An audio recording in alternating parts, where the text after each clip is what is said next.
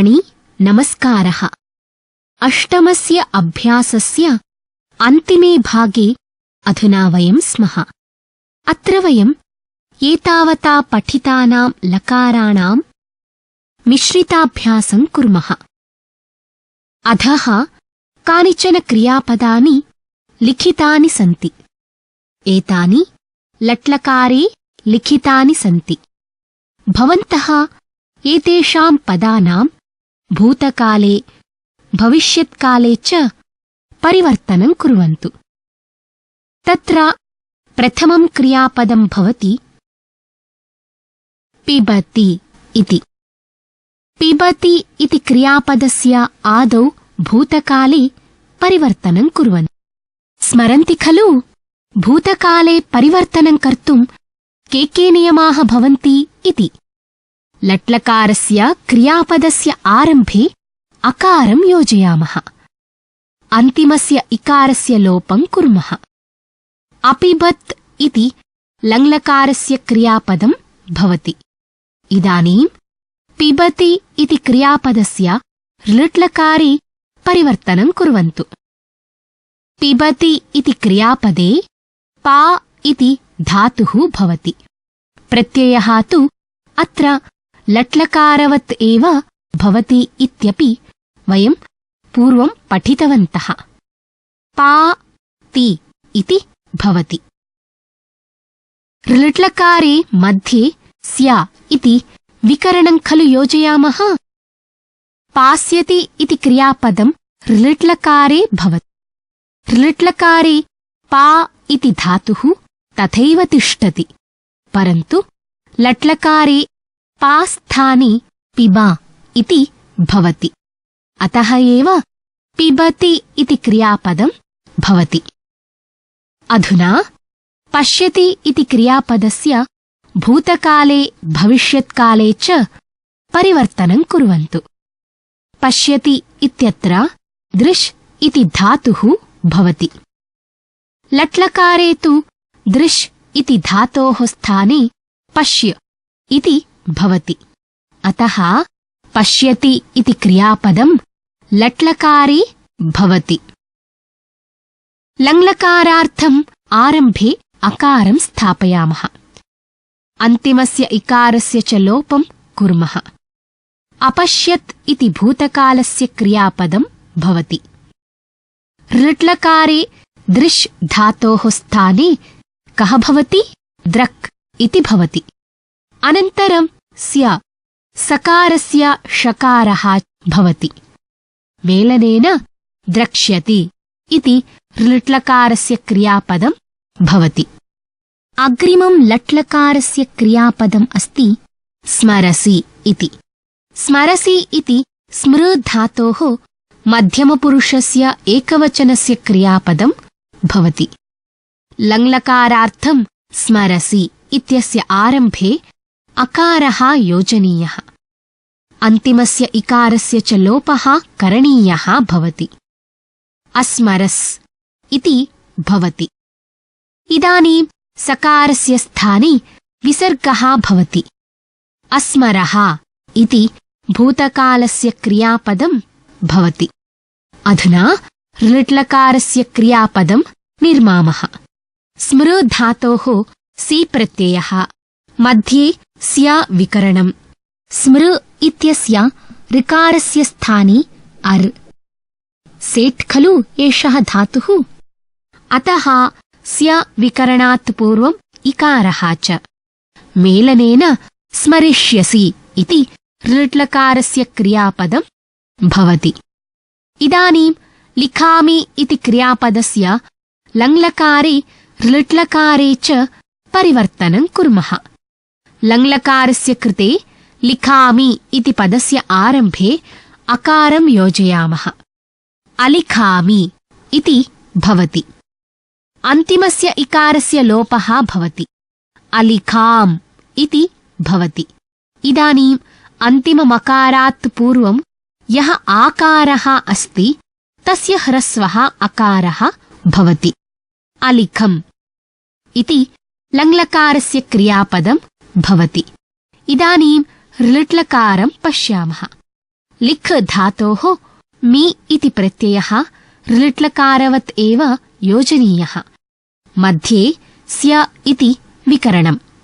तस्मात् पूर्वम् इकारः, स वर्णस्य षकारः, स्या इत्यस्य अकारस्य दीर्घ आकारः।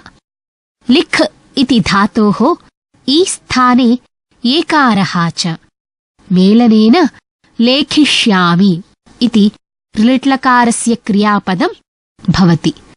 अग्रिमं क्रियापदम् अस्ति गच्छामः। लट्लकारे गम् धातोः उत्तमपुरुषस्य बहुवचने गच्छामः इति पदं भवति। लङ्लकारे उत्तमपुरुषस्य बहुवचनस्य रूपनिर्माणम् अतिसरलं भवति। गच्छामः इति पदस्य आरम्भे अकारं योजयामः। विसर्गस्य च लोपं कुर्मः। अगच्छाम इति लङ्लकारस्य क्रियापदं भवति। अधुना ऋट्लकारं पश्यामः। गम् इति धातोः मः इति प्रत्ययः, मध्ये स्य इति विकरणम्। गम् इति धातुः सेट्, अतः स्य विकरणात् पूर्वम् इकारः। स्य इत्यस्य अकारस्य आकारः, सकारस्य षकारः च। गमिष्यामः इति ऋलिट्लकारस्य क्रियापदं भवति। आनयथः इति अग्रिमं क्रियापदम् अस्ति। आ इति उपसर्गपूर्वकस्य नी इति धातोः मध्यमपुरुषस्य द्विवचने आनयथः इति क्रियापदं भवति। आकारस्य धातोः मध्ये आ इति योजयामः। आ अ नयथः इति भवति।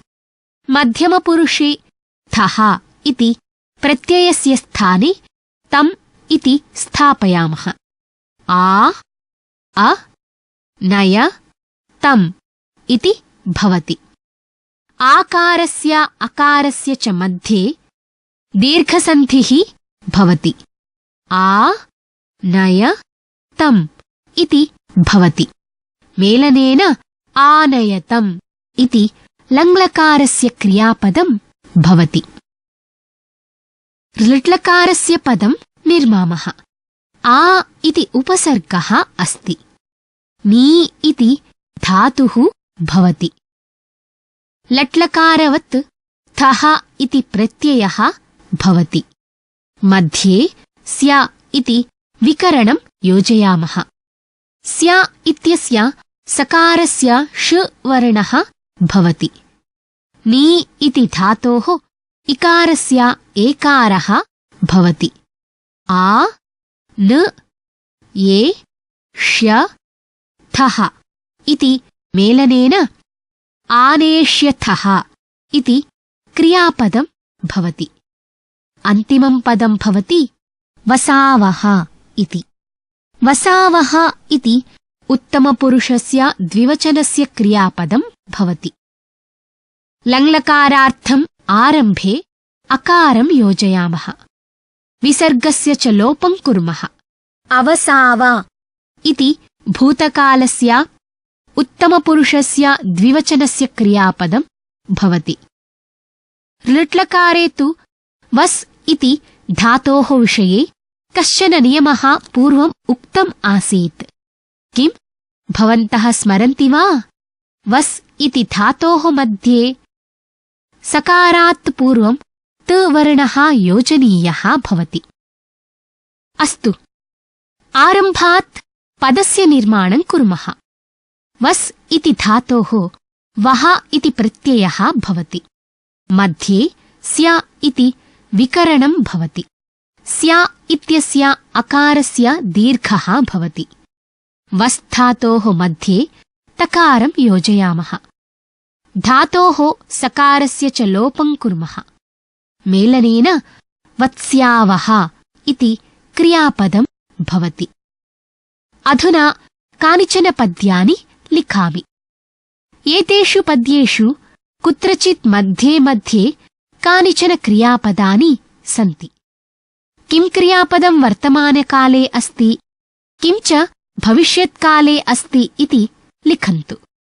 तत्र प्रथमं पद्यम् अस्ति अन्नेन सदृशं दानं न भूतो न भविष्यति तस्मादन्नं विशेषेण दातुमिच्छन्ति मानवाः।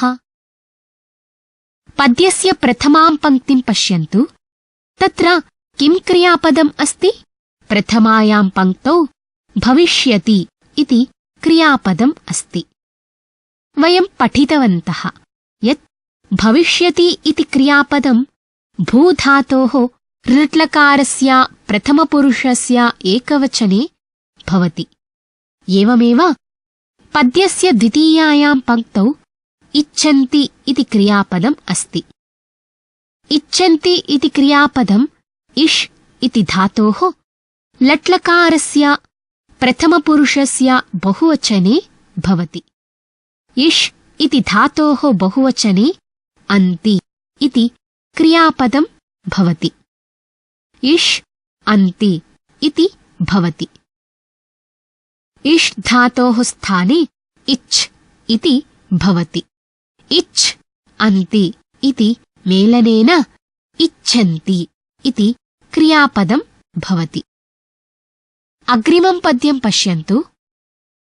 क्षमाशस्त्रं करे यस्य दुर्जनः किं करिष्यति अतृणे पतितः वह्निः स्वयमेवोपशाम्यति। श्लोके प्रथमायां पङ्क्तौ करिष्यति इति क्रियापदम् अस्ति।